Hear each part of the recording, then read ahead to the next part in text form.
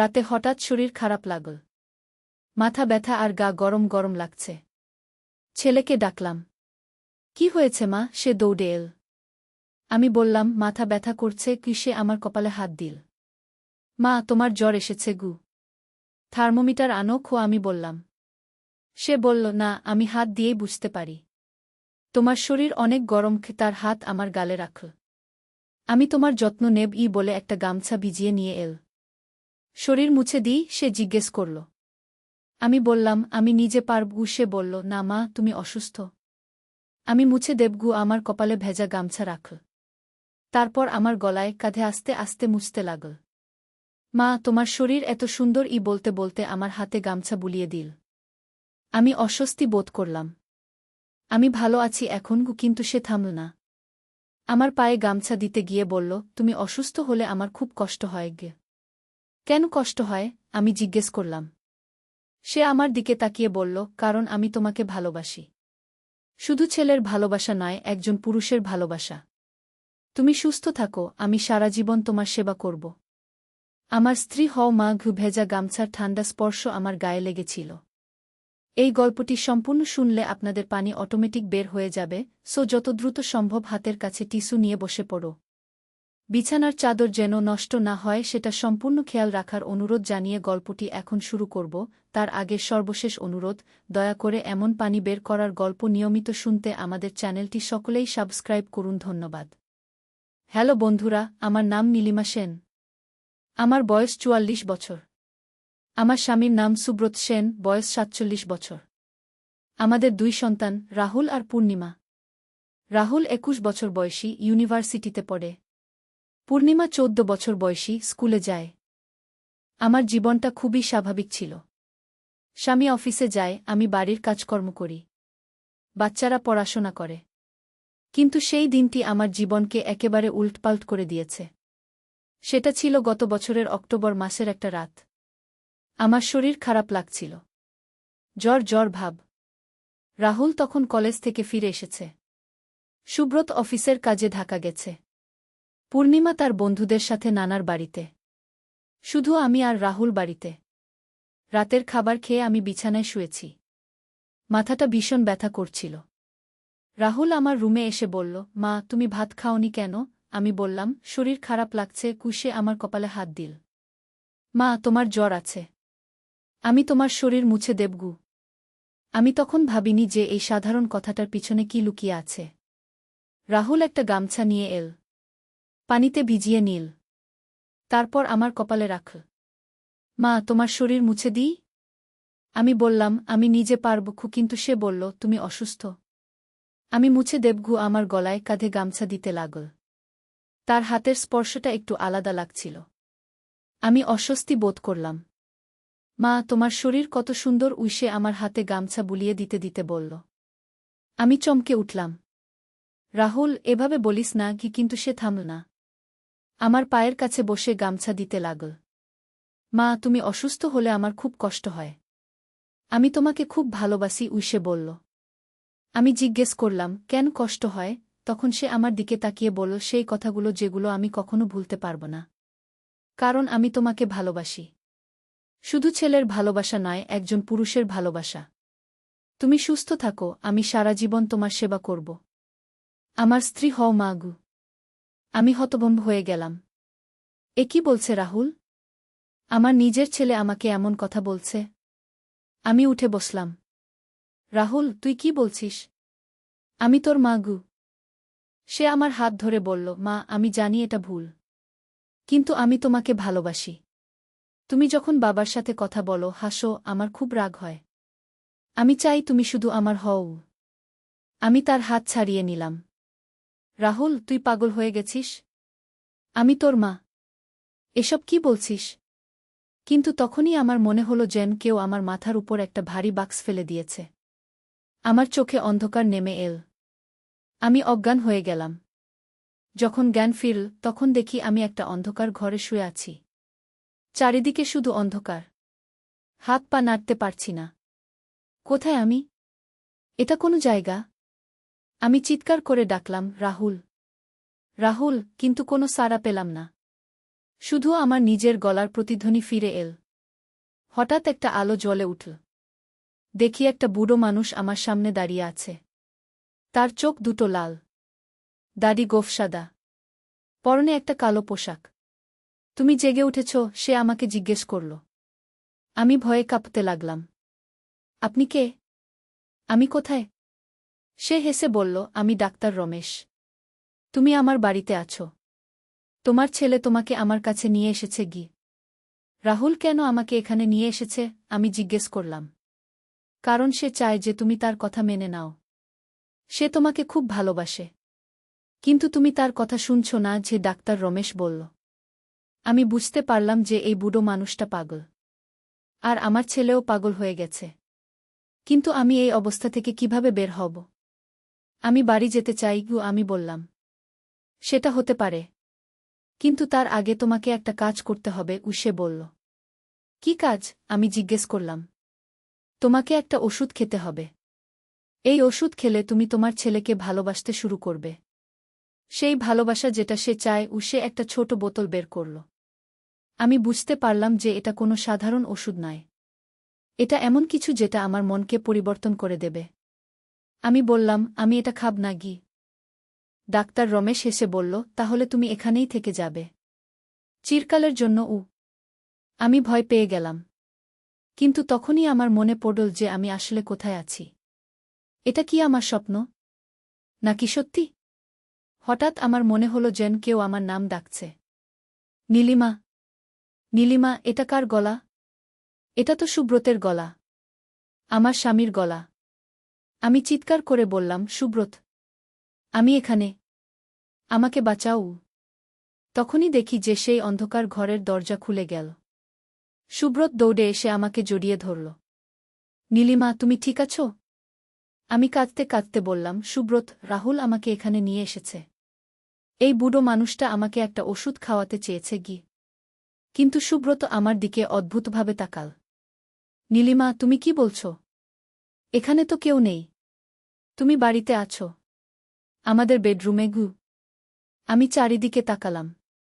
সত্যি, আমি আমাদের বেডরুমে শুয়ে আছি। কোনো অন্ধকার ঘর নেই, কোনো ডাক্তার রমেশ নেই। শুধু সুব্রত আমার পাশে বসে আছে। আমি স্বপ্ন দেখছিলাম। আমি জিজ্ঞেস করলাম। হ্যাঁ, তুমি জ্বরের ঘোরে বকবক করছিলে, রাহুলের নাম নিয়ে চিৎকার করছিলে। সুব্রত বলল। আমি একটু আশ্বস্ত হলাম। কিন্তু তখনই মনে পড়ল যে রাহুল আমাকে যে কথাগুলো বলেছিল সেগুলো কি স্বপ্ন ছিল, নাকি সত্যি? রাহুল কোথায়? আমি জিজ্ঞেস করলাম। সে তার রুমে। তোমার জ্বর দেখে খুব চিন্তিত হয়েছিল। রাতভর তোমার পাশে বসেছিল। সুব্রত বলল। আমি ভাবলাম হয়তো সব কিছুই স্বপ্ন ছিল। জ্বরের ঘোরে আমি এমন অদ্ভুত স্বপ্ন দেখেছি। কিন্তু তখনই রাহুল আমার রুমে এসে ঢুকল। মা, তুমি কেমন আছো? সে জিজ্ঞেস করল। আমি তার দিকে তাকালাম। সে খুবই স্বাভাবিক দেখাচ্ছে, কোনো অদ্ভুত ভাব নেই। আমি বললাম, আমি ভালো আছি। রাহুল আমার কপালে হাত দিল। জ্বর কমে গেছে। আমি তোমার জন্য চা বানিয়ে আনি বলে সে চলে গেল। সুব্রত বলল, দেখলে, ও কত ভালো ছেলে, তোমার জন্য কত চিন্তিত। আমি মনে মনে ভাবলাম, হ্যাঁ, হয়তো আমি ভুল করছি। রাহুল আমার ভালো ছেলে, সে কখনো এমন কিছু বলতে পারে না। কিন্তু তখনই আমার মনে হলো যেন কেউ আমার কানে ফিসফিস করে বলছে, এটা সব মিথ্যা। তুমি যা দেখেছ সব সত্যি। আমি চমকে উঠলাম। কিন্তু কেউ নেই, শুধু সুব্রত আমার পাশে বসে আছে। পরের দিন সকালে আমি উঠে দেখি যে আমার শরীর অনেক ভালো। জ্বর একেবারে চলে গেছে। রাহুল আমার জন্য নাস্তা বানিয়ে এনেছে। মা, খেয়ে নাও, সে বলল। আমি খেতে শুরু করলাম। কিন্তু তখনই লক্ষ্য করলাম যে রাহুল আমার দিকে একটু অদ্ভুতভাবে তাকাচ্ছে। তার চোখে এমন একটা ভাব যেটা আমি আগে কখনো দেখিনি। খাওয়া শেষ করে আমি বাথরুমে গেলাম। আয়নায় নিজেকে দেখলাম। আমি দেখতে একটু অদ্ভুত লাগছে।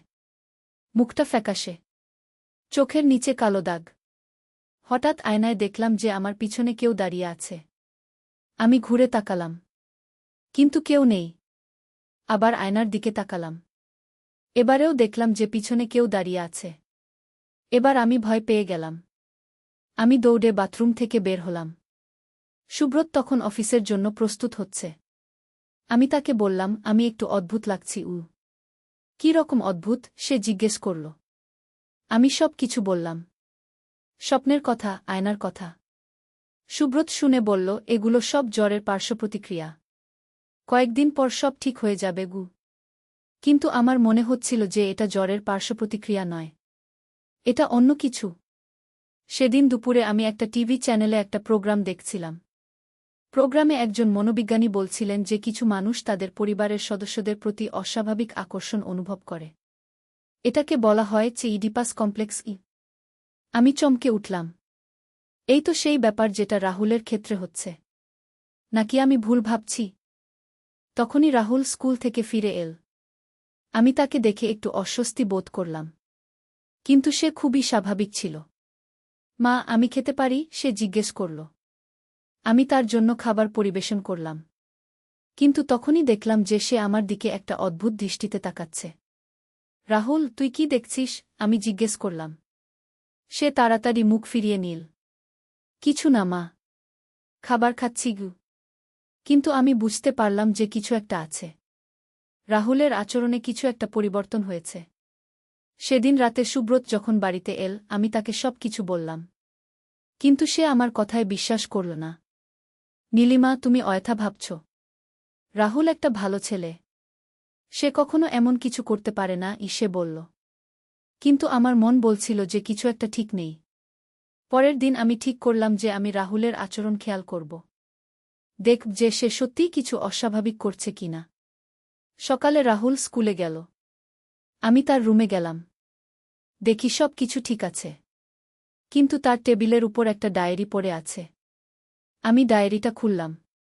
প্রথম পাতায় লেখা আছে, আমার প্রিয় মা নীলিমার জন্য। আমি আরও পড়লাম। তারপর যা পড়লাম তাতে আমার মাথা ঘুরে গেল। ডায়েরিতে লেখা ছিল, আমি মাকে ভালোবাসি। কিন্তু এই ভালোবাসা একটা ছেলের মায়ের প্রতি ভালোবাসা নয়। এটা একটা পুরুষের একটা নারীর প্রতি ভালোবাসা। আমি জানি এটা ভুল। কিন্তু আমি নিজেকে সংযত রাখতে পারি না। আমি আরও পড়লাম। আমি মাকে দেখলে আমার শরীরে অদ্ভুত অনুভূতি হয়। আমি চাই তাকে জড়িয়ে ধরতে। আমি চাই তাকে আমার স্ত্রী বানাতে গু। আমি ডায়েরি বন্ধ করে দিলাম। আমার হাত কাঁপছিল। আমি যা সন্দেহ করছিলাম তা সত্যি। রাহুল আমার প্রতি অস্বাভাবিক আকর্ষণ অনুভব করে। আমি ভাবলাম, এখন কি করব? সুব্রতকে বলব? নাকি রাহুলের সাথে কথা বলব? তখনই শুনলাম যে রাহুল বাড়িতে ফিরে এসেছে। আমি তাড়াতাড়ি ডায়েরিটা রেখে দিয়ে রুম থেকে বের হলাম। রাহুল আমাকে দেখে বলল, মা, তুমি আমার রুমে কি করছিলে? আমি বললাম, কিছু না। ঘর পরিষ্কার করছিলাম। কিন্তু রাহুল আমার দিকে সন্দেহের দৃষ্টিতে তাকাল। আমি বুঝতে পারলাম যে সে জানে যে আমি তার ডায়েরি দেখেছি। সেদিন রাতে রাহুল আমার রুমে এসে বলল, মা, আমার সাথে কথা আছে গিউ। আমি ভয় পেয়ে গেলাম। কিন্তু বললাম, কি কথা? রাহুল আমার পাশে বসে বলল, তুমি আমার ডায়েরি পড়েছ, তাই না? আমি মিথ্যা বলার চেষ্টা করলাম, না, আমি কিছু পড়িনি গিয়ে। কিন্তু রাহুল হেসে বলল, মা, মিথ্যা বলো না। আমি জানি তুমি পড়েছ। কারণ আমি ডায়েরির পাতায় একটা চিহ্ন রেখেছিলাম। সেটা সরে গেছে গু। আমি নিরুপায় হয়ে বললাম, হ্যাঁ, আমি পড়েছি। কিন্তু রাহুল, তুই যা লিখেছিস সেগুলো ভুল। আমি তোর মা গু। রাহুল আমার হাত ধরল। মা, আমি জানি এটা ভুল। কিন্তু আমি তোমাকে ভালোবাসি। এমন ভালোবাসা যেটা একটা ছেলের মায়ের প্রতি থাকা উচিত নয় গে। আমি তার হাত ছাড়িয়ে নিলাম। রাহুল, তুই কি বলছিস? আমি তোর মা। তুই আমার ছেলে গি। কিন্তু রাহুল বলল, মা, আমি তোমাকে একজন নারী হিসেবে ভালোবাসি। আমি তোমাকে আমার স্ত্রী বানাতে চাই। আমি উঠে দাঁড়ালাম। রাহুল, তুই পাগল হয়ে গেছিস। এসব কি বলছিস? তখনই রাহুল উঠে দাঁড়িয়ে আমাকে জড়িয়ে ধরার চেষ্টা করল। আমি চিৎকার করে বললাম, ছাড়ো আমাকে। কিন্তু রাহুল আমাকে ছাড়ল না। সে বলল, মা, আমি তোমাকে ছাড়তে পারি না। আমি তোমাকে ভালোবাসি। আমি তাকে ধাক্কা দিয়ে সরিয়ে দিলাম। রাহুল, তুই আমার কাছ থেকে দূরে থাক। রাহুল কেঁদে ফেল। মা, তুমি আমাকে বুঝতে চাও না। আমি তোমার জন্য কত কিছু করেছি। তোমার জ্বর হলে আমি তোমার সেবা করেছি। তোমার শরীর মুছে দিয়েছি গু। আমি বুঝতে পারলাম যে সেই রাতের ঘটনা স্বপ্ন ছিল না। সব কিছুই সত্যি ছিল। রাহুল সত্যিই আমাকে সেই কথাগুলো বলেছিল। কিন্তু তখনই আমার মনে হলো যেন কেউ আমার কানে ফিসফিস করে বলছে, এটাও মিথ্যা। তুমি আবার স্বপ্ন দেখছ গু। আমি চারিদিকে তাকালাম। কিন্তু কেউ নেই। শুধু রাহুল আমার সামনে দাঁড়িয়ে কাঁদছে। আমি বললাম, রাহুল, তুই তোর রুমে যা। আমাদের এই কথা আর বলতে হবে না গি। রাহুল মুখ মুছে বলল, ঠিক আছে মা। কিন্তু আমার ভালোবাসা কখনো কমবে না গি বলে সে চলে গেল।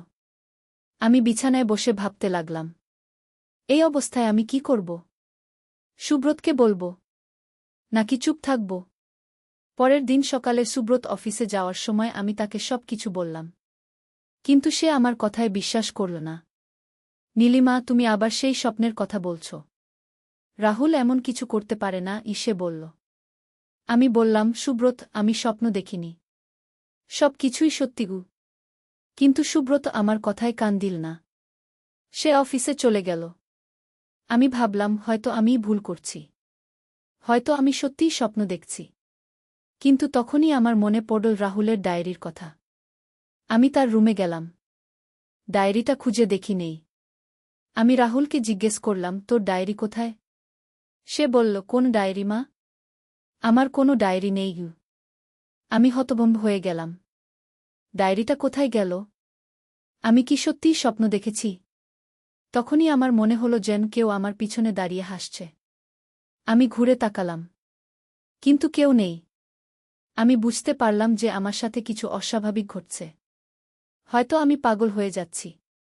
অথবা কেউ আমার সাথে খেলা করছে। সেদিন বিকেলে আমি একটা মনোবিজ্ঞানীর কাছে গেলাম। ডাক্তার সুমিত্রা দাস। আমি তাকে সব কিছু বললাম। ডাক্তার সুমিত্রা শুনে বলল, আপনার সাথে যা ঘটছে সেটা হ্যালুসিনেশন হতে পারে। অথবা আপনি পোস্ট ট্রমাটিক স্ট্রেস ডিসঅর্ডারে ভুগছেন গু। আমি জিজ্ঞেস করলাম, এর চিকিৎসা কি? তিনি বলল, আপনাকে কিছু ওষুধ খেতে হবে। আর নিয়মিত কাউন্সেলিং করাতে হবে গি। আমি ওষুধ নিয়ে বাড়ি ফিরলাম।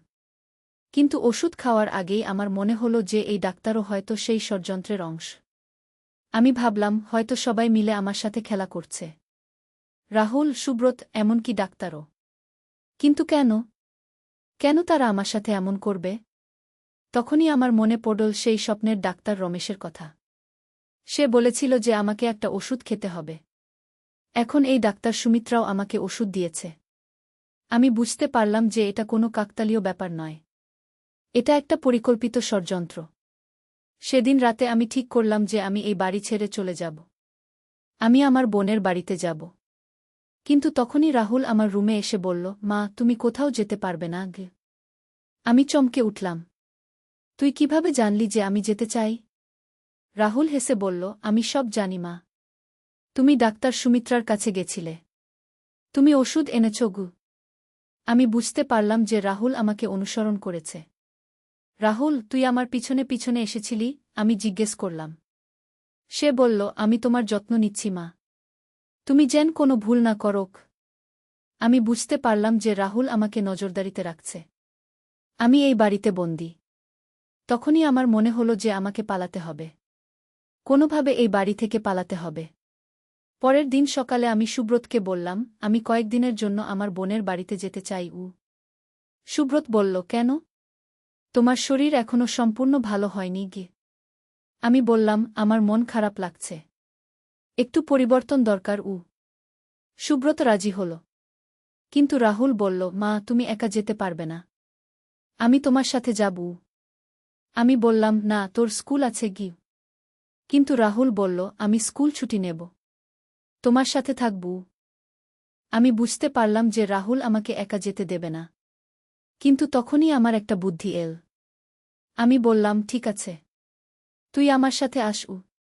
পরের দিন আমরা বাসে করে আমার বোনের বাড়ির দিকে রওনা হলাম। রাস্তায় আমি রাহুলকে বললাম, আমার পানি তৃষ্ণা পেয়েছে। চা দোকান থেকে পানি কিনে আনো গে। রাহুল বাস থেকে নেমে চা দোকানে গেল। আমি তখনই বাসের কন্ডাক্টরকে বললাম, তাড়াতাড়ি বাস চালু করো গো। বাস চলে গেল। রাহুল দৌড়ে এসে বাসের পিছনে পিছনে দৌড়াতে লাগল। কিন্তু বাস তাকে ছাড়িয়ে গেল। আমি জানালা দিয়ে দেখলাম রাহুল দাঁড়িয়ে আছে। তার চোখে রাগ আর হতাশা। আমি একটা দীর্ঘশ্বাস ফেললাম। অবশেষে আমি মুক্ত। কিন্তু তখনই আমার মনে হলো যে আমি কোনো ভুল করেছি।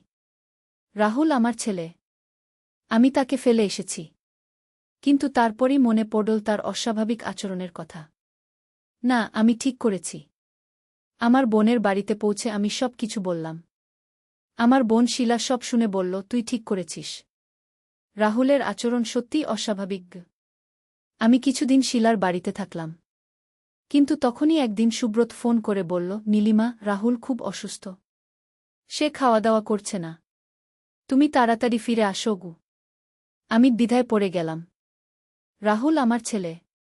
সে অসুস্থ হলে আমার কষ্ট হয়। আমি বাড়ি ফিরলাম। রাহুলকে দেখলাম খুবই দুর্বল। সে আমাকে দেখে কেঁদে ফেল। মা, তুমি আমাকে ফেলে চলে গেছিলে কেন? সে জিজ্ঞেস করল।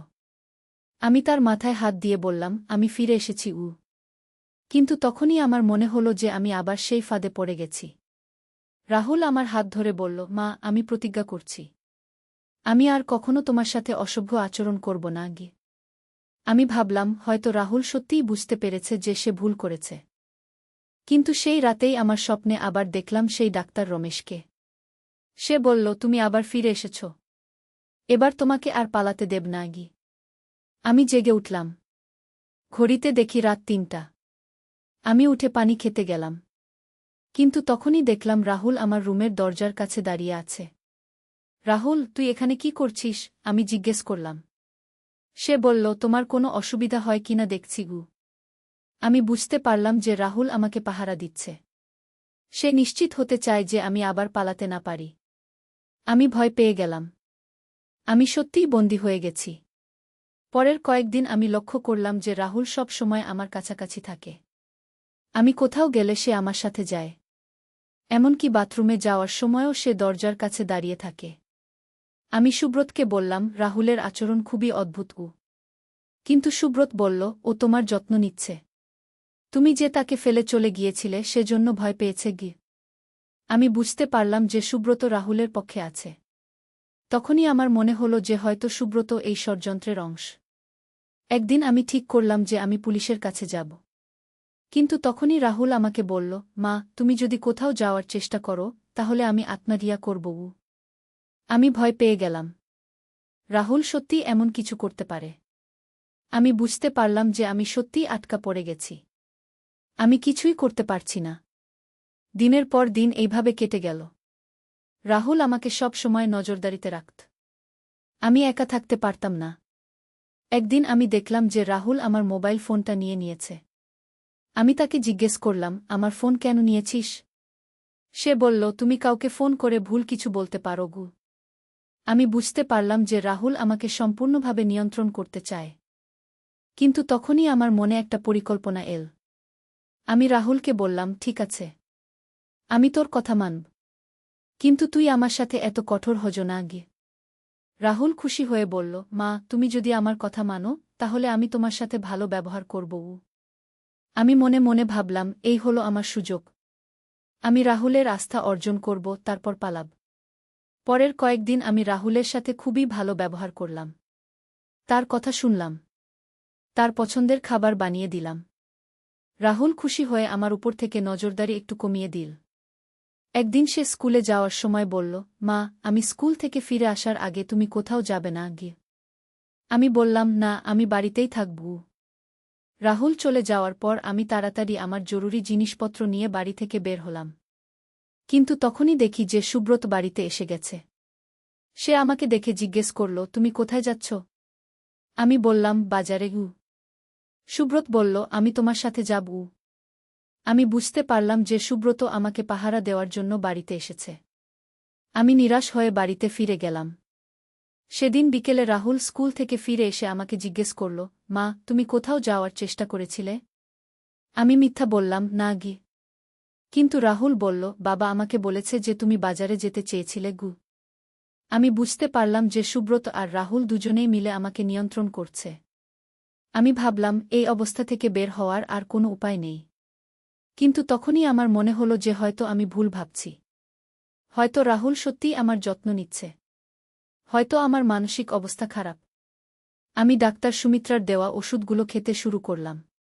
কয়েকদিন পর আমার মনে হলো যে আমার অবস্থা কিছুটা ভালো হয়েছে। রাহুলের আচরণও স্বাভাবিক মনে হতে লাগল। আমি ভাবলাম হয়তো আমি সত্যিই হ্যালুসিনেশনে ভুগছিলাম। কিন্তু একদিন রাতে আমি ওষুধের প্রভাবে গভীর ঘুমেছিলাম। হঠাৎ অনুভব করলাম যে কেউ আমার পাশে শুয়ে আছে। আমি চোখ খুললাম। দেখি রাহুল আমার বিছানায় শুয়ে আছে। রাহুল, তুই এখানে কি করছিস? আমি জিজ্ঞেস করলাম। সে বলল, মা, তোমার খারাপ স্বপ্ন হতে পারে, তাই তোমার পাশে শুয়ে আছি গু। আমি বুঝতে পারলাম যে ওষুধের কারণে আমার বোধশক্তি কমে গেছে। রাহুল এর সুযোগ নিচ্ছে। আমি তাকে বললাম, তুই তোর রুমে যা গু। কিন্তু রাহুল বলল, না মা, আমি তোমার পাশেই থাকব। আমি উঠে বসলাম। রাহুল, তুই আমার বিছানায় শুতে পারবি না ঘি। কিন্তু রাহুল আমার কোমরে হাত দিয়ে বলল, মা, আমি তোমাকে ভালোবাসি উ। আমি তার হাত সরিয়ে দিয়ে বললাম, রাহুল, তুই আবার সেই কথা বলছিস? কিন্তু তখনই আমার মনে হলো যে আমি আবার হ্যালুসিনেশন দেখছি। ওষুধের পার্শ্বপ্রতিক্রিয়ায় আমার এমন মনে হচ্ছে। আমি চোখ বন্ধ করে আবার ঘুমানোর চেষ্টা করলাম। কিন্তু তখনই অনুভব করলাম যে রাহুল আমার গায়ে হাত দিচ্ছে। আমি চোখ খুলে দেখি রাহুল আমার দিকে অদ্ভুতভাবে তাকিয়ে আছে। কিন্তু হঠাৎ তার চেহারা পরিবর্তন হতে লাগল। তার মুখটা ভয়ানক হয়ে উঠল।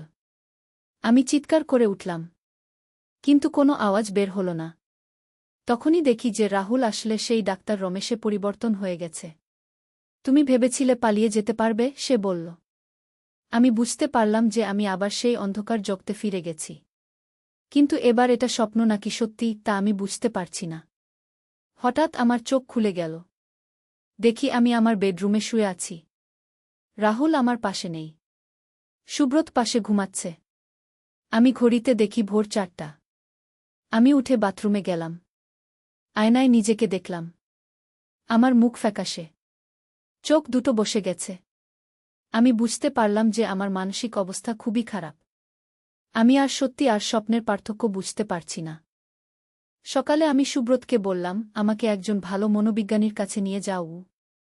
সুব্রত বলল, তুমি তো ডাক্তার সুমিত্রার কাছে যাচ্ছ গু। আমি বললাম, আমি অন্য কারো কাছে যেতে চাই উ। সেদিন আমরা ঢাকার একটা বড় হাসপাতালে গেলাম। সেখানে প্রফেসর জাহিদ হাসান নামে একজন বিখ্যাত মনোবিজ্ঞানী আছেন।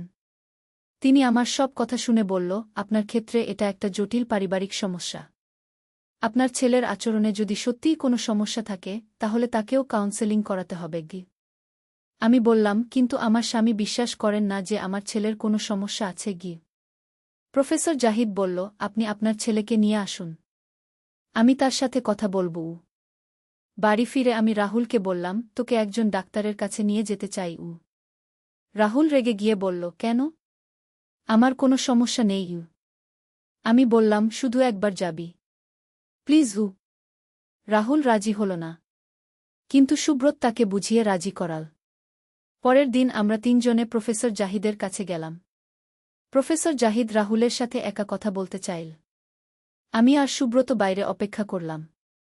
প্রায় 1 ঘণ্টা পর রাহুল বের হয়ে এল। তার মুখ রাগে লাল। প্রফেসর জাহিদ আমাদের ডেকে বলল, আপনাদের ছেলের মধ্যে সত্যিই কিছু অস্বাভাবিক ভাব আছে।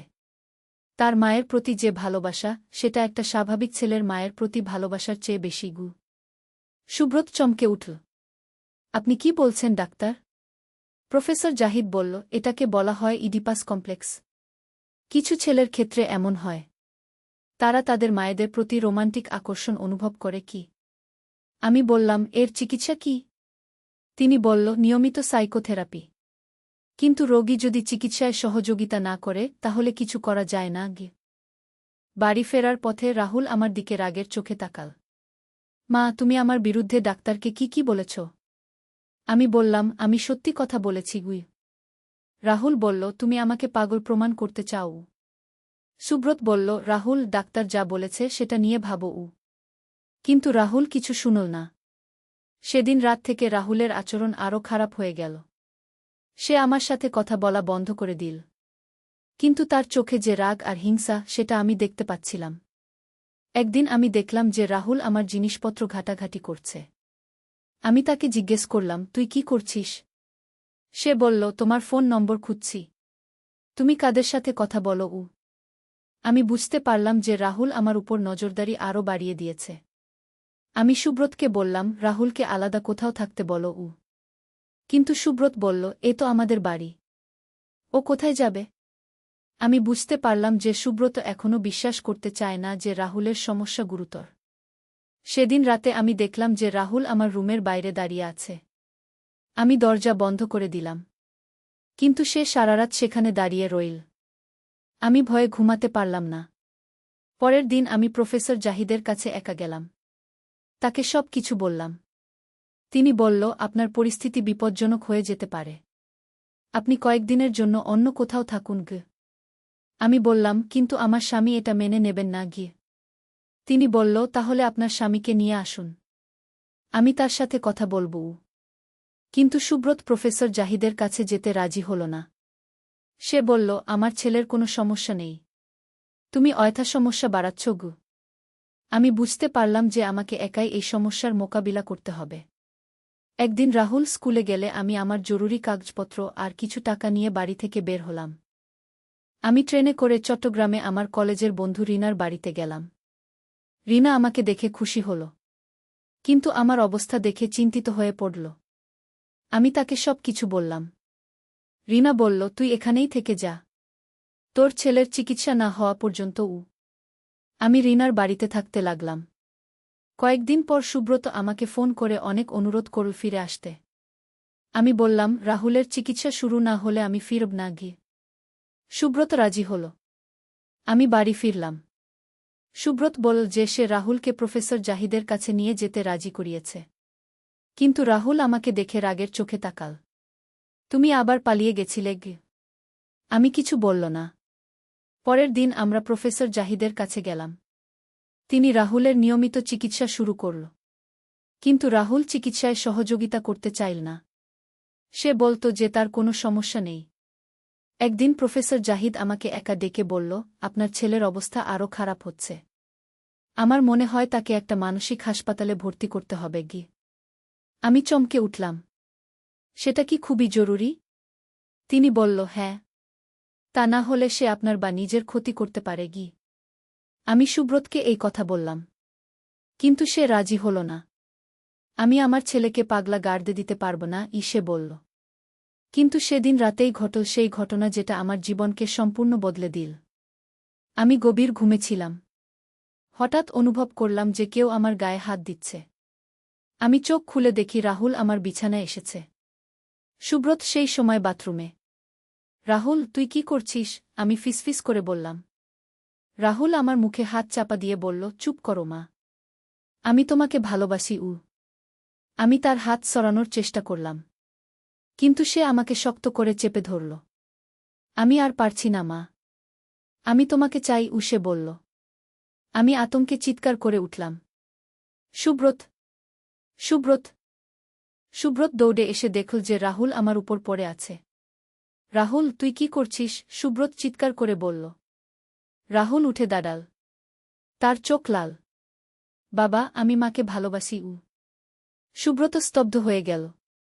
এতদিন সে যা বিশ্বাস করতে চায়নি, আজ তা প্রমাণিত হয়ে গেল। রাহুল, তুই পাগল হয়ে গেছিস, সুব্রত বলল। রাহুল হেসে বলল, আমি পাগল নই বাবা, আমি মাকে ভালোবাসি। সুব্রত রাহুলকে তার রুমে নিয়ে গেল। দরজা বন্ধ করে দিল। আমি কাঁপতে কাঁপতে বসে রইলাম। সুব্রত ফিরে এসে বলল, নীলিমা, তুমি ঠিক বলেছিলে, রাহুলের সত্যিই সমস্যা আছে গি। পরের দিন আমরা প্রফেসর জাহিদের সাথে যোগাযোগ করলাম। তিনি বলল, এখন আর দেরি করা যাবে না, রাহুলকে অবিলম্বে হাসপাতালে ভর্তি করতে হবে গি। আমরা রাহুলকে একটা মানসিক হাসপাতালে ভর্তি করিয়ে দিলাম। ডাক্তাররা বলল যে রাহুলের অবস্থা খুবই গুরুতর, তার দীর্ঘমেয়াদী চিকিৎসার প্রয়োজন। আমি স্বস্তির শ্বাস ফেললাম। অবশেষে আমি মুক্ত। কিন্তু মাঝে মাঝে রাহুলের কথা ভাবি। সে আমার ছেলে, তার এমন অবস্থায় আমার খারাপ লাগে। কিন্তু আমি জানি যে এটাই ভালো। তার চিকিৎসা হলে সে সুস্থ হয়ে উঠবে। এখন আমি স্বাভাবিক জীবনে ফিরে যাওয়ার চেষ্টা করছি। সুব্রত আমাকে সমর্থন করছে।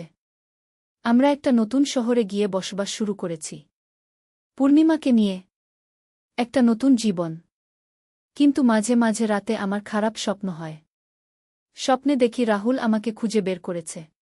কিন্তু এগুলো শুধু স্বপ্ন। বাস্তবে আমি নিরাপদ। আমার এই গল্প হয়তো অনেকের কাছে অবিশ্বাস্য মনে হবে। কিন্তু এটাই সত্যি। জীবনে কখনো কখনো এমন অদ্ভুত ঘটনা ঘটে যেগুলো আমরা কল্পনাও করতে পারি না। আমি এখন একটা মনোবিজ্ঞানীর কাছে নিয়মিত যাই। তিনি আমাকে এই ট্রমা থেকে সেরে উঠতে সাহায্য করছেন। আমি আশা করি যে একদিন রাহুল সুস্থ হয়ে উঠবে। আর আমাদের পারিবারিক সম্পর্ক স্বাভাবিক হবে।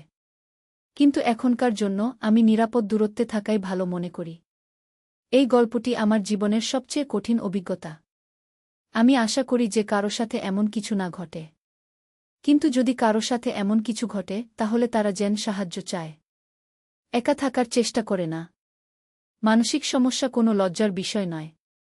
এটা একটা অসুখ। আর সব অসুখেরই চিকিৎসা আছে। আমি এখন নতুন করে জীবন শুরু করেছি।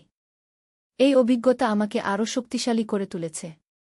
আর সুব্রত এখন আমাকে সম্পূর্ণ সমর্থন করে। সে বুঝতে পেরেছে যে আমি সব সময় সত্যি বলতাম। পূর্ণিমা এখনো ছোট। সে এই ব্যাপারটা সম্পূর্ণ বোঝে না। আমরা তাকে শুধু বলেছি যে রাহুল অসুস্থ। আমি আশা করি যে পূর্ণিমার উপর এই ঘটনার কোনো খারাপ প্রভাব পড়বে না। জীবনটা সত্যিই অদ্ভুত। কখনো জানি না কি ঘটবে। কিন্তু যাই ঘটুক আমরা মোকাবিলা করার শক্তি রাখি। এই হলো আমার গল্প। একটা রহস্যময়, রোমাঞ্চকর আর পারিবারিক গল্প। যেখানে ভালোবাসা আর অসুখ একসাথে মিশে গেছে। আমি আশা করি যে এই গল্প শুনে মানুষ বুঝবে যে পারিবারিক সমস্যাগুলো গোপন রাখা ঠিক নয়। সাহায্য চাইতে হয়। আর মনে রাখতে হয় যে আমরা একা নই। সব সময় কেউ না কেউ আছে আমাদের পাশে দাঁড়ানোর জন্য। এই গল্পের মাধ্যমে আমি সবাইকে বলতে চাই, জীবনে যা কিছুই ঘটুক, হাল ছাড়বেন না। সংগ্রাম করে যান। একদিন না একদিন সব ঠিক হয়ে যাবে। আর যারা এমন পরিস্থিতিতে আছেন তারা দ্রুত সাহায্য নিন। একা লড়াই করার চেষ্টা করবেন না। মানসিক স্বাস্থ্য আমাদের শারীরিক স্বাস্থ্যের মতোই গুরুত্বপূর্ণ। এ বিষয়ে অবহেলা করা যাবে না। আজকের জন্য এই পর্যন্তই। আশা করি আমার গল্পটি আপনাদের কিছু শেখাতে পেরেছে। ধন্যবাদ সবাইকে।